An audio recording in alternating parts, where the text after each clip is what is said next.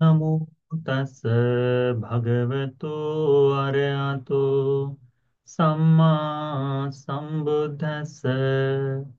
नमो तस् भगवतो अरहतो सम्मा सम्बुद्धस्स। नमो तस् भगवतो अरहतो सम्मा सम्बुद्धस्स। साधु साधु साधु। हमारे पूजनीय कल्याण मित्र गुरु भंते जी को सादर प्रणाम। साधु साधु साधु।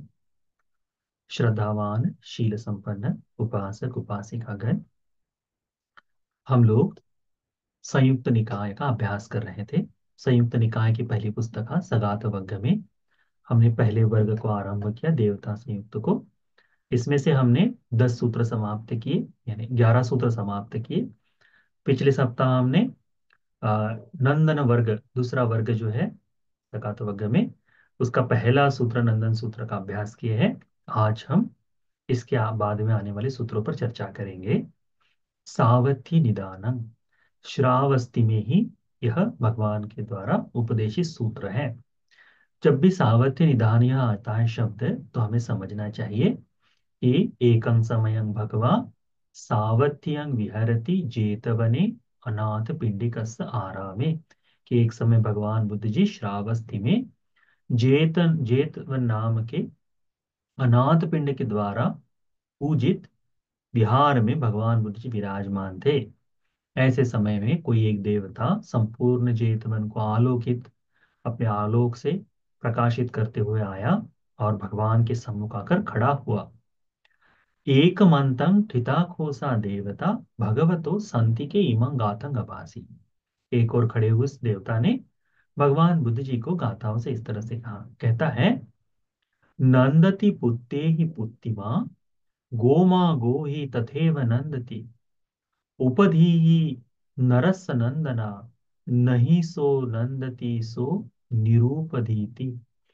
क्या कहता है ये देवता? भगवान को कहता है कि भगवान बच्चों के कारण, बच्चे होते हैं तो पुत्र पुत्रियों के कारण परिवार के व्यक्ति लोग संतुष्ट होते हैं। परिवार में जब बालक बालिकाएं हो तो परिवार भरा सा दिखाई देता है, तो घर के लोग आनंदित होते हैं। उसी प्रकार से जिसके घर में गायें रहती हैं, जैसे आप इस यूपी बिहार का एरिया देख लीजिए, यहाँ पशुधन को बहुत विशेष मान्यता है। राजस्थान देख लीजिए, जिनके पास जितनी गाय उतना उसे धनवान समझा जाता है। तो यह गायों को देखकर यह जो अधिपति है, गायों का मालिक है, यह आनंदित होता है। बच्चों को देखकर, बच्चों के कारण परिवार के लोग संतुष्ट होते हैं। उसी प्रकार गायों का गौधन जो है, इस गौधन के कारण यह लोग संतुष्ट होते हैं। मालिक संतुष्ट होता है। जिस व्यक्ति को क्लेश है, ठीक है, यानी हमें राग द्वेष मोह है, इस राग द्वेष मोह के कारण ही इस काम लोक में लोग संतुष्ट होते हैं, कहते हैं। ठीक है, जिसे ये क्लेश नहीं, वो व्यक्ति संतुष्ट नहीं हो सकता, उसे ये आनंद नहीं होता है। किसके वाक्य है ये? जो देवता भगवान के पास आया, वह भगवान बुद्ध जी को इस तरह से कहता है। यदि देखा जाए वर्तमान में, यदि सामान्य तौर रूप से देखा जाए, तो इसमें सत्य है ना? कैसे सत्य है देखिए। आज भी शादी होने के 1 साल बाद बच्चे ना हो तो परिवार के लोग क्या कहना शुरू कर देते हैं? माता पिता क्या कहना शुरू कर देते हैं? जिनके यहाँ 2-3 सालों बाद ठीक है, थोड़ा सा कुछ समय, 2 साल 3 साल, उसके पश्चात एक तो स्त्री पर नाम रखना शुरू कर देंगे, या फिर किसी न किसी तरह की बातें करनी शुरू हो जाएगी, अरे अब तक नहीं हुए, अब तक नहीं हुए, अब तक नहीं हुए। पर जैसे ही पुत्र आ जाए, तो उस पुत्र प्राप्ति के कारण वे लोग आनंदित होते हैं। आप लोगों ने धर्म धर्म में किसा गौतमी की कथा सुनी होगी। पुत्र प्राप्ति होने के कारण किसान कितनी आनंदित थे, है ना। तो बच्चों के कारण लोग वाकई इस लोक में आनंदित होते हैं। देवता का भी यही कहना है कि भगवान, पुत्र जिनके पास है, बच्चे जिनके पास है, पुत्र हो या पुत्री हो, तो जिनके पास बच्चे हैं उनके कारण परिवार के लोग सुखी होते हैं, कहते हैं। उसी प्रकार ये जो पशुधन है, गाय जो है, ये बड़ा विशेष माना जाता था। आज भी भारत में जिनके घर में गायें हैं उनके यहाँ विशेष विशेषता होती है।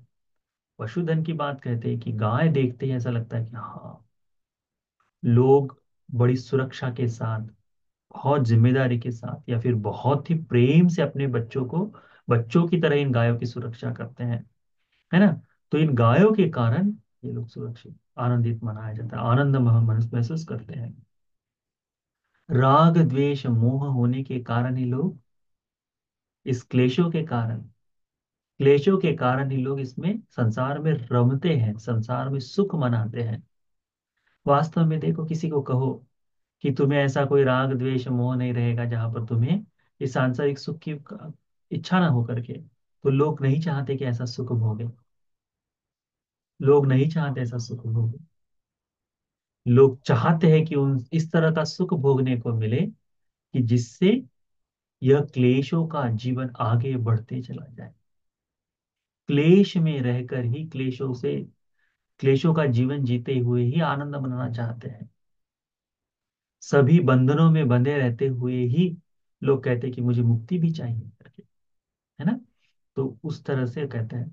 और फिर देवता अंतिम में कहते हैं कि जिस व्यक्ति को ये क्लेश नहीं है ऐसा व्यक्ति सुखी नहीं है, कहते हैं। ऐसे व्यक्ति के जीवन में सुख नहीं है। क्यों? क्योंकि उस देवता ने इस संसार में केवल देखा क्या है। दिव्य लोक में यदि सुख भोगना है तो क्लेशों के साथ ही सुख भोग रहे हैं। दिव्य लोक में भी सुख भोग रहे हैं, वो क्लेशों के राग द्वेष मोह से युक्त होकर ही वहां सुख भोगा जा रहा है। इसीलिए देवता को जिससे जैसे समझ में आया वैसे उसने अपने उद्गार भगवान के सामने प्रकट किए। भगवान बुद्ध जी उसे उत्तर देते हैं, कहते हैं भगवान, सोचति पुत्ते ही पुत्तिमा। सोचति पुत्ते ही पुत्तिमा। सोचति का मतलब होता है चिंताग्रस्त होता है, दुख भोगता है। ठीक है।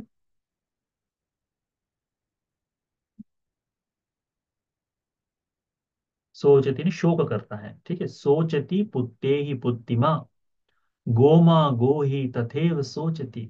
सोचति का मतलब है शोक करना। उपधि ही नरस सोचना, नहीं सो सोचती यो निरूपधीति। भगवान बुद्ध जी कहते हैं कि पुत्रों के कारण, बच्चों के कारण, अंतिम में, जीवन भर में नहीं, अंतिम में इन पुत्रों के कारण ही, इन बच्चों के कारण ही क्या होता है कि व्यक्ति शोक करता है। व्यक्ति शोक करता है। वर्तमान में ये कितनी सत्य बात दिखाई देती है।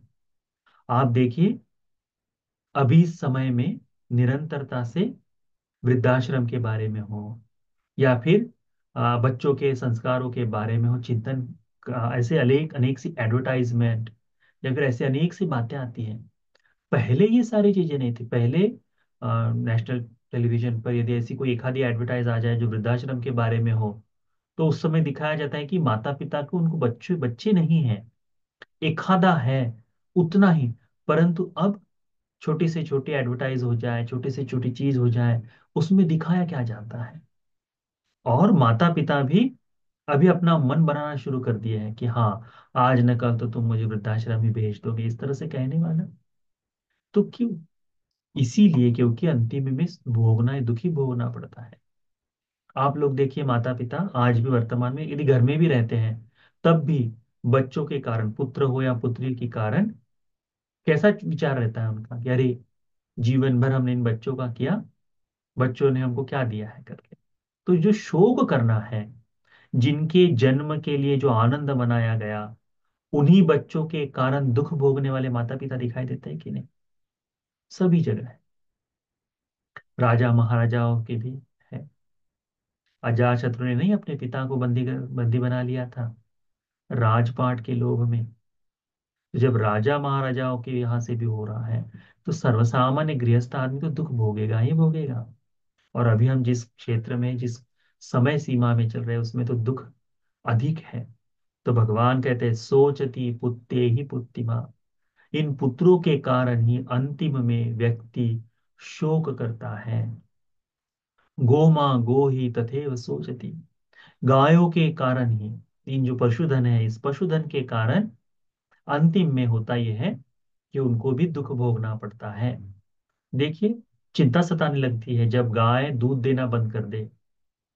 गाय दूध देना बंद कर दे तो उनके, अरे इनका भी खाना कहाँ से लाएंगे, चारा कहाँ से लाया जाएगा, इन्हें बेचे तो चार लोग क्या कहेंगे। इस तरह से चिंताग्रस्त होने के बाद बुढ़ापे में गाय की जो बीमारियां हैं, इनको देखने के लिए कोई नहीं, तो उस तरह से अंतिम में इन गायों के कारण भी शोक करना व्यक्ति चाह करता है। उपदी ही नरस सोचना, यह जो व्यक्ति है इन क्लेशों के कारण ही दुख भोगता है। क्लेशों के कारण सुख नहीं भोगा जाता। हमें केवल लगता है कि ये राग द्वेष मोह, इनके कारण हमें सुख दिखाई देता है करके।